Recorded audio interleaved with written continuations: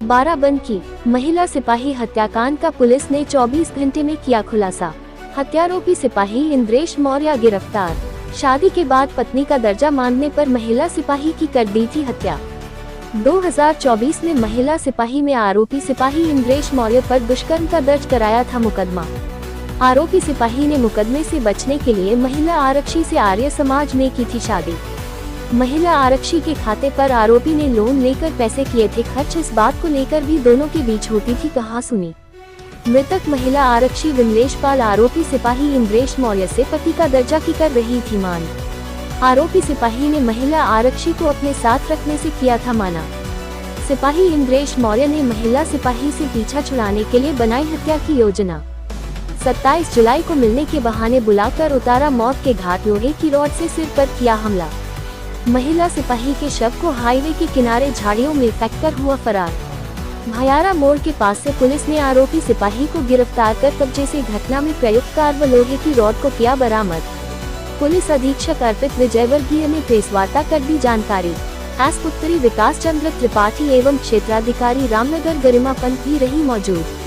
मसौली थाना क्षेत्र के बिंदौरा हाईवे के पास का पूरा मामला।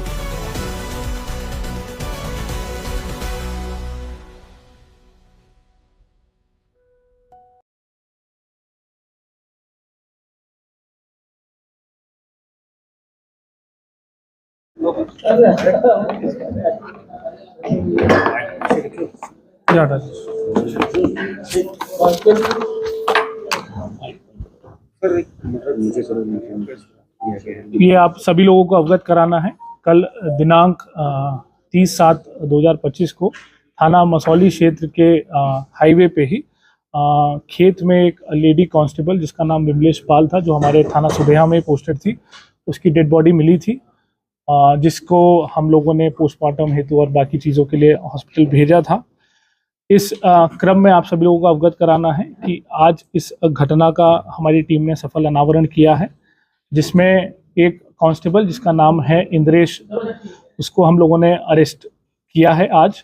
और इसमें जो पूरी पूछताछ हुई है, पूरी जो जानकारी हुई है, उसमें ये घटनाक्रम सामने आया है, जिसमें ये जो दोनों लोग हैं, जो लेडी कांस्टेबल और ये जो जिसने घटना कारित की है इंद्रेश, इन दोनों ने पिछले साल कोर्ट में शादी करी थी। इसमें विमलेश ने पिछले साल इस पे बलात्कार का मुकदमा लिखवाया था। उसके बाद इन दोनों ने कोर्ट मैरिज कर ली थी और वो बलात्कार के मुकदमे में क्लोजर रिपोर्ट लगी थी। लेकिन शादी करने के बावजूद भी ये इसको पत्नी की तरह साथ नहीं रख रहा था। और जो ये लेडी कांस्टेबल थी, इसका ग्रीवांस यही था कि मुझे पत्नी की तरह ही साथ में रखो और प्रॉपर सारा फंक्शन वगैरह हम लोगों का होना चाहिए। इसी को लेके ये परेशान रहता था, क्योंकि ये इसको पत्नी के तौर पे नहीं रखना चाहता था। और इसी क्रम में इसने ये प्लानिंग करी कि इसको कैसे मार दिया जाए, क्योंकि ये यहाँ पहले भी पोस्टेड रहा है। ये जो व्यक्ति है इंद्रेश, यहाँ पहले बाराबंकी में ही पोस्टेड था, तो इसको सारे रूट वगैरह पता थे और इसको टाइमिंग भी पता थी कि कब जो रोड है वो सुनसान रहती है, कब पुलिस की ड्यूटीज कहीं और रहती है, कब ज़्यादा व्यस्तता रहती है। उसी को ध्यान में रखते हुए इसने ये प्लानिंग करी, जिसमें दिनांक 27/7 को संडे था। उस दिन रामनगर जो लोधेश्वर महादेव मंदिर है, वहाँ पे भीड़ रहती है और वहाँ पे इस महिला कांस्टेबल की ड्यूटी भी लगी थी। तो इसने पता कर लिया कि वो उसकी ड्यूटी कब लगी है और वो कब जाएगी। उसी का फ़ायदा उठाते हुए ये लखनऊ से अपनी वैगन-आर गाड़ी से यहाँ आया। इसने मेन रूट का इस्तेमाल नहीं किया, ताकि इसकी गाड़ी का कहीं पे भी डिटेक्शन ना होने पाए। वो जो ऑफ रूट है वहाँ से होते हुए ये मेन हाईवे पे पहुंचा।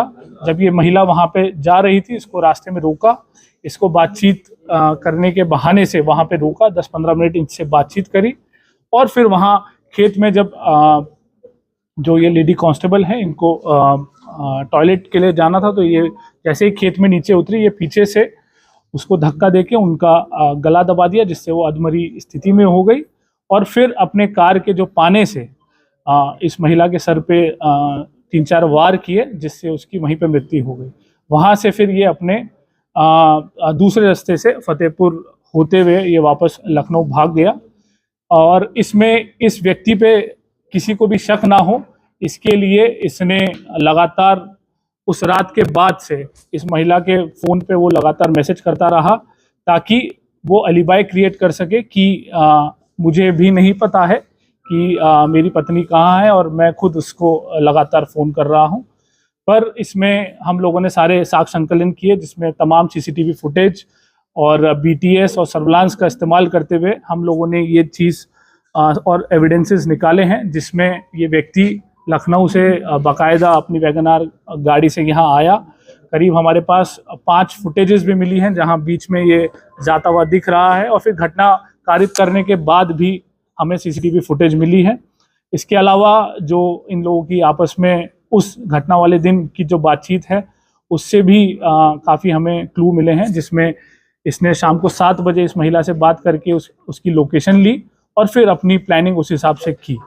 तो ये चीज़ें मोटी मोटी निकल के आई है, और इसमें हमने जो घटना में प्रयोग कार है वो बरामद की है, जो उसने पाना यूज़ किया था वो बरामद किया है, और मृतका का जो बाकी जो पहचान पत्र इसके पास थे वो भी हम लोगों ने इससे बरामद किए हैं।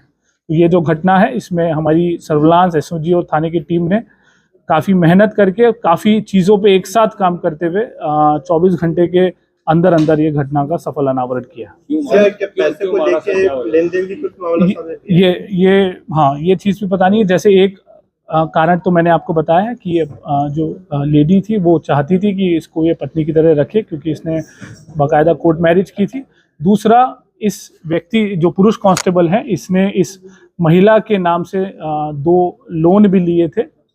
महिला ने इस व्यक्ति के लिए 2 लोन भी लिए थे, लगभग 5 लाख रुपए के, और पैसे का लेन देन इनका बना रहता था, जिसमें ये पुरुष इससे पैसे लेता रहता था। तो ये चीज़ें भी इनके बैंक अकाउंट के ट्रांजैक्शन से सामने आई है। दावा ये भी किया जा रहा है कि महिला की जो बॉडी मिली थी वो अर्धनग्न थी, और रेप को लेकर भी तमाम कयास लगाया जा रहा है।